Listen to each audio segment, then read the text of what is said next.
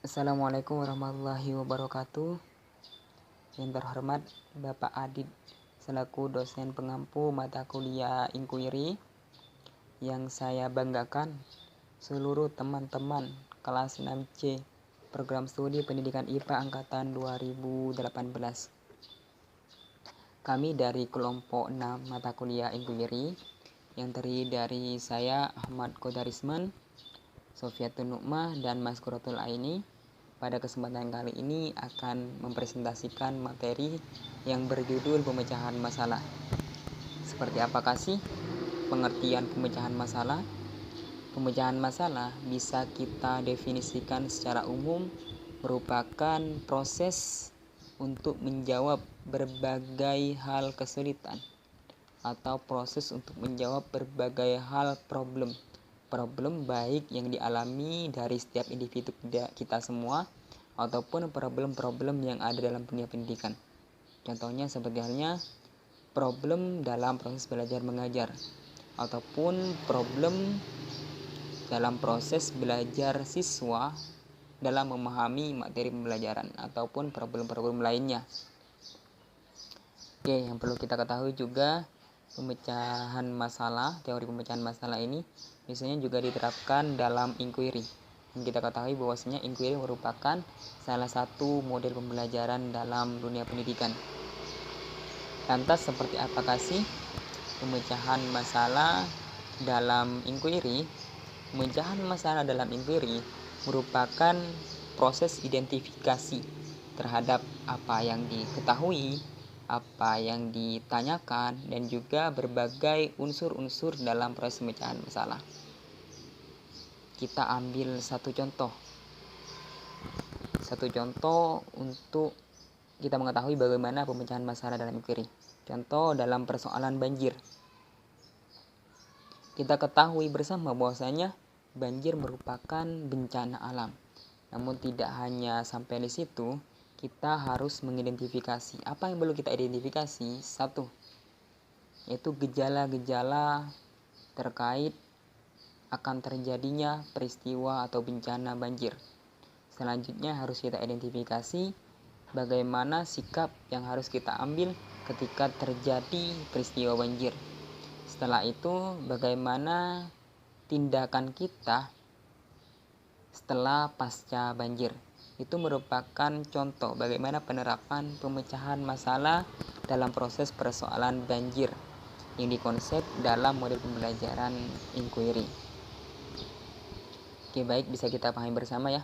Selain itu, kita juga harus ketahui manfaat dari pemecahan masalah ini.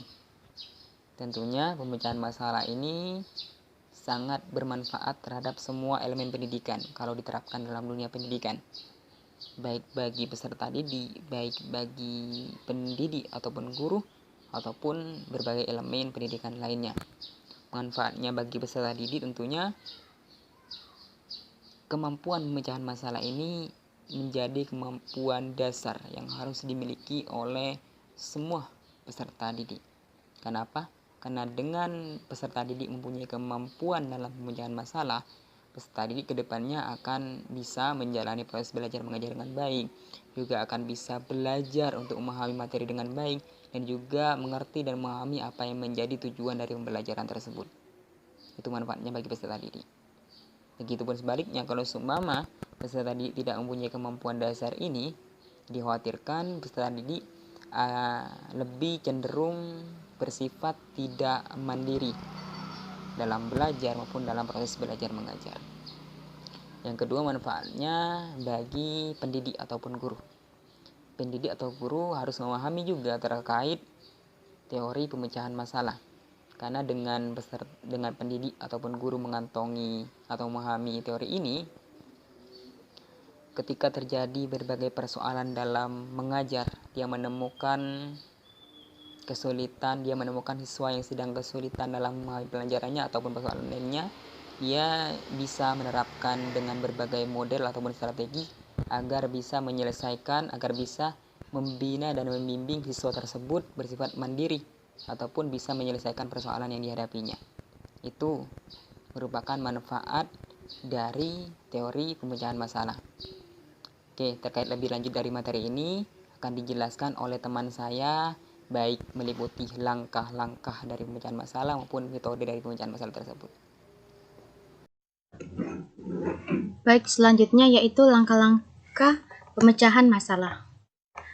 Ada 4 fase penyelesaian masalah menurut Poila, yaitu membuat rencana pemecahan masalah, melakukan rencana penyelesaian, memeriksa kembali hasil penyelesaian, dan memahami masalah. Membuat rencana pemecahan masalah. Kegiatan pemecahan masalah itu dapat diarahkan untuk menuntun siswa menetapkan apa yang diketahui dan apa yang ditanyakan. Pertanyaan yang diajukan kepada siswa agar dia dapat memahami masalah tersebut. Kedua yaitu melakukan rencana penyelesaian. Pada tahap ini, siswa diarahkan untuk dapat mengidentifikasi strategi-strategi pemecahan masalah. Dalam mengidentifikasi strategi pemecahan masalah, hal yang penting diperhatikan adalah strategi yang berkaitan dengan masalah yang akan dipecahkan. Strategi ini gunanya dalam penyelesaian masalah yaitu untuk menguji siswa dan mengetahui pola pada siswa.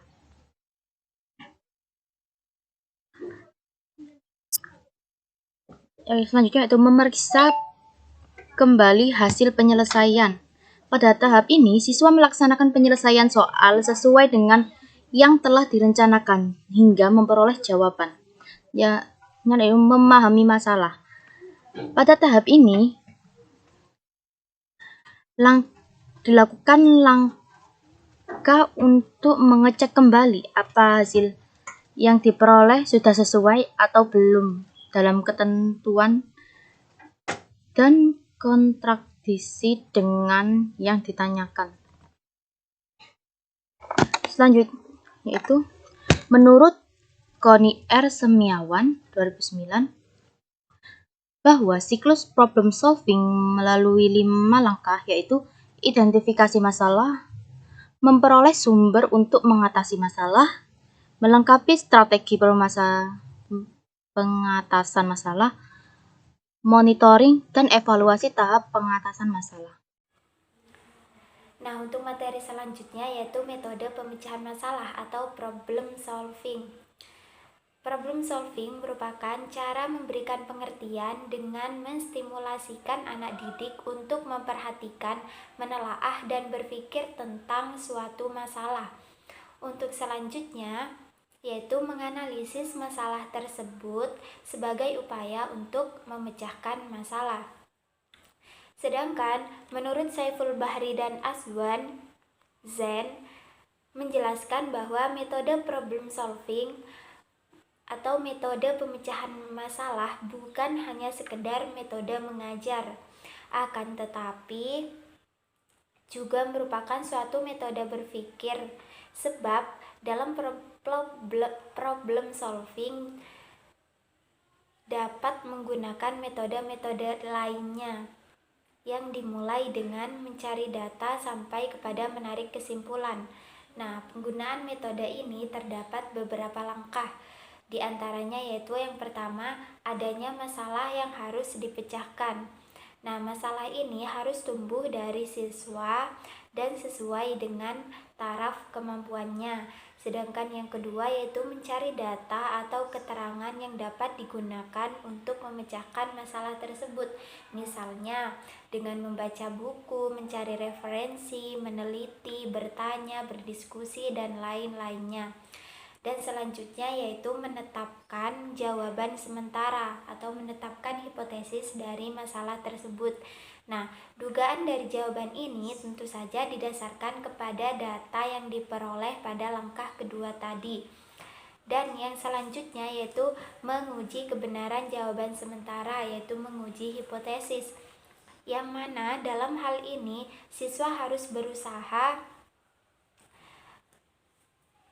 memecahkan masalah sehingga masalah tersebut benar-benar cocok, apakah sesuai dengan hipotesis atau tidak sesuai.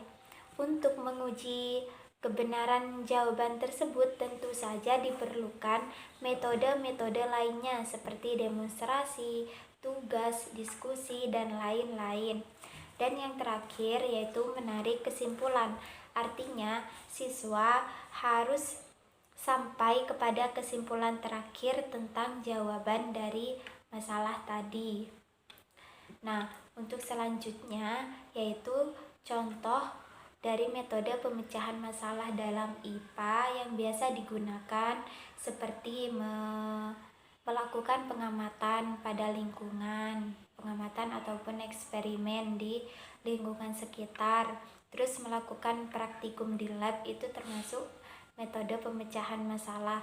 Dan yang ketiga yaitu menyelesaikan pembahasan soal pada fisika ataupun matematika, itu termasuk metode pemecahan masalah dalam IPA dan lain sebagainya.